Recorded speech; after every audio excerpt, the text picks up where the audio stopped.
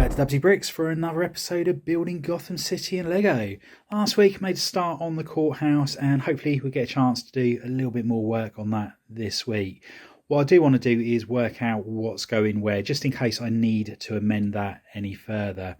Now at the moment I have the stock exchange in front of the courthouse, and I would quite like to leave these two close by, and also I quite like to have this so it's a pedestrianised area at the front. So again, I think these two together will look really good because it can be a nice garden bit out the front there.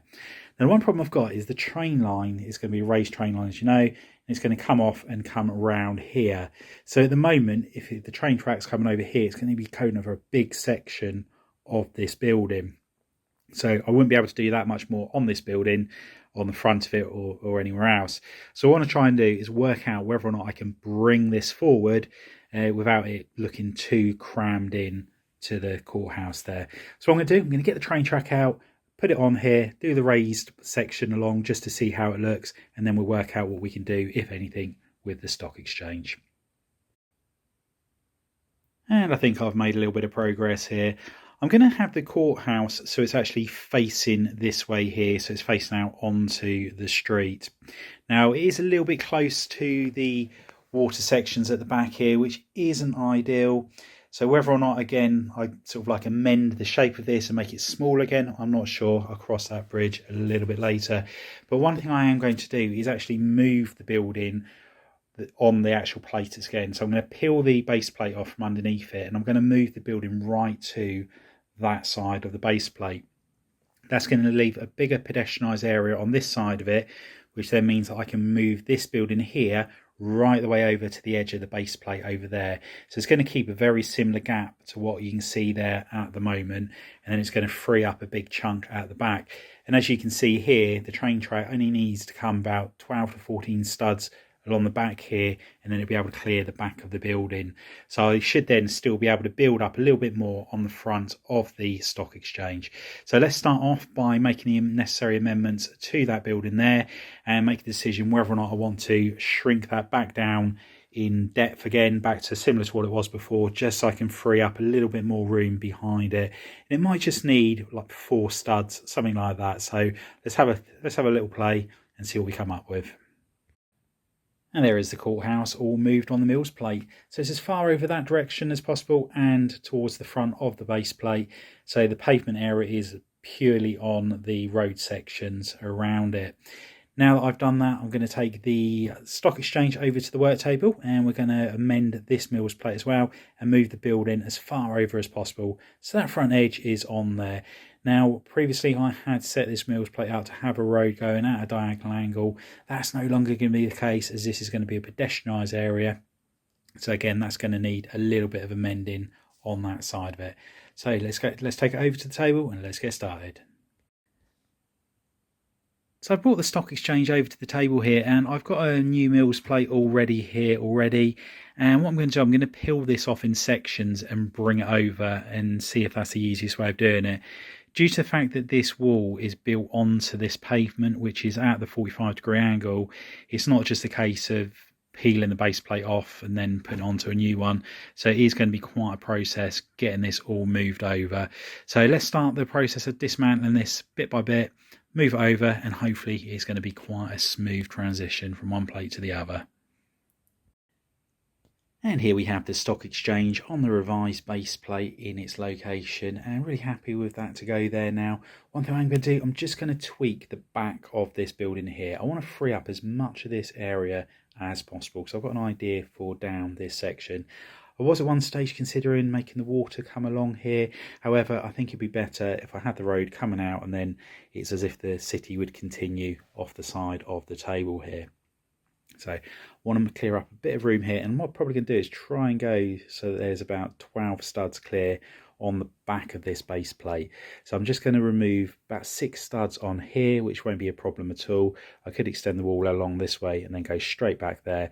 And on that back wall, it's quite easy to lose 6 studs without losing the 3 windows on there. And that's the footprint for the Gotham Stock Exchange all changed. Put an extra door in on the side here.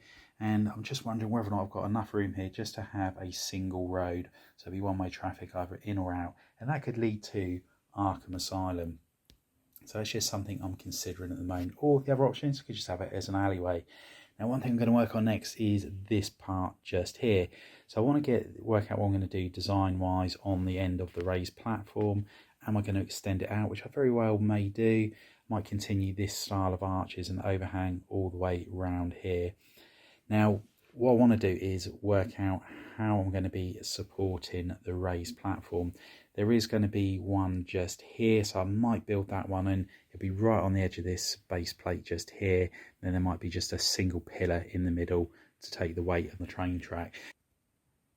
And it's all changed again, and I didn't even get to my table with the mills plate. Just remembered I built this section up, and this was the bit that was going in front of the flat iron building, and I really do like how this is starting to look. So what did I do? I thought I'd put it up against this, up against the raised platform, and just see how it looks. And I think it really works. I'm just imagining having some steps going up to the raised platform here. I think that'll look good. So what I'm going to do, I'm going to take this mills plate just here, and I'm going to amend it so there's some steps that go down to the pedestrianised area just down here. I think I'm going to make the wall come out this way, so it's almost like the water stops here, and then that way I can continue to have the, whether it's an alleyway or a cutway through, not sure, but also it'll enable me to continue the road going along there. So I do think that's going to be quite a good addition. And again, when I just pan out looking like that, I think it's having the water there just adds a little bit of colour in the blue, and I think it's giving it a really nice finishing look there. And there is the start of the raised train line. So I'm going to be going for the masonry bricks on the lower section as I've done so here, and then I'm going to be changing over the part usage from about there going upwards. Now the gap between these two pillars is 18 studs, which is exactly the same as what these road sections are just here. So I'm going to carry on building the same sort of design all the way throughout the city. So the train line's going to come along here, and then I'm going to use flex track to bring it more central to a base plate. So when I have a road coming down the back section here, it is going dead over the centre of it basically. Anyway, let's carry on prototyping this build up here and see what it looks like once we've got a little bit more height into it. And here is the latest prototype for the raised train line. So the next train line is possibly going to go that high. If I can get it a little bit higher, it would be better. The one concern I have is I'm going to be having a train station on here, which is probably going to be about a dozen studs or a dozen bricks high. And then on top of that is going to be the Wayne Tower. Now, what I would prefer is that when the train goes into Wayne Tower, it's part way up the building and not too close to the ground floor. And at the moment, I think that this is going to be very close to the ground floor. So if I could go another 6 or 8 studs higher, that would be that little bit better. Now, I've used these yellow pieces here as they were on the pick-a-brick wall when I was up in Dublin last, and if I do decide on using this part for the raised train line, I will get those in dark bluish grey. So what I'm going to do now, I'm just going to build another section or another one of these to go here, just so I can get a better visual of how it's all looking, and we'll go from there. Now I do need to change this road over here to a T-junction, as the road is going to be continuing this way as well as going off the edge of the table there. So let's take this base plate back over to the table, make another one of those, and then we'll see how it's all looking.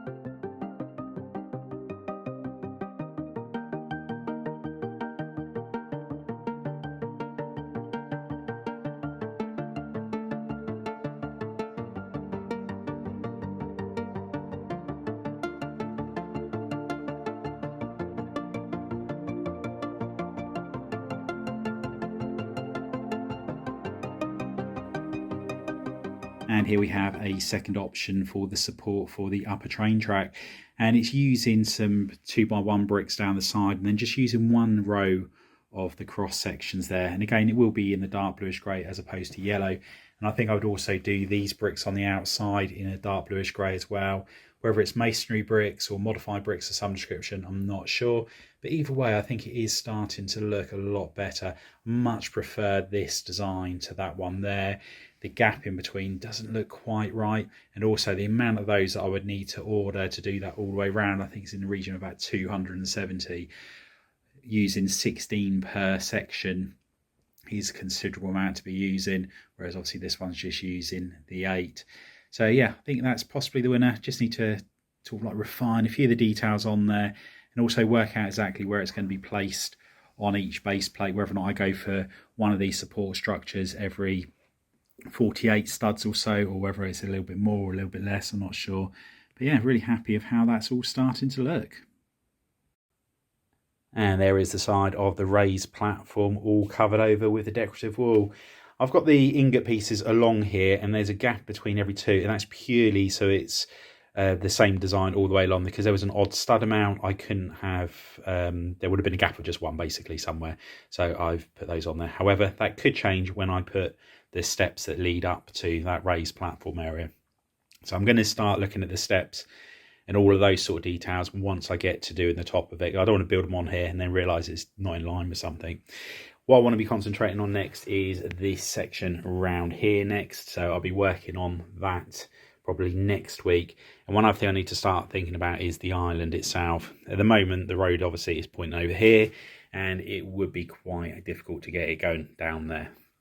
So one thing I am considering doing is when I have my bridge that's going to be leading out of the city, I have this bridge here going over that way and joining onto it. So I think that could potentially look really cool. So in a couple of weeks' time, we will be going back revisiting Arkham Island. And one thing I will also do when I revisit Arkham Island is get that mark all finished. That's including getting the Batcave all finished in there and all of the finer details that I've neglected for so long. I am really pleased with how this is all starting to come on. I'm loving this design here. And I have ordered these in dark bluish grey, so I can't wait to receive those. And then I can start looking at putting the whole train track up just to see how that looks. And in between these sections just here, there will be Technic bars. And I'm thinking about using the 8x8 plates, which have got the grill effect in them.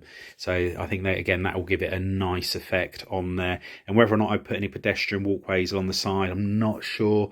There's plenty of options that are available to me, but I would like to, if possible, get a couple of raised roads in the city as well. So I feel like that would be a very Gotham-like thing to do. Anyway, that's all we've got time for. I hope you've enjoyed the update. If you have, please give us a big thumbs up. If you haven't already done so, please consider subscribing to the channel and hit that notification bell so you don't miss any future content on the channel. And please share it with family and friends. Anyway, thanks for walking by. See you next time. Bye for now.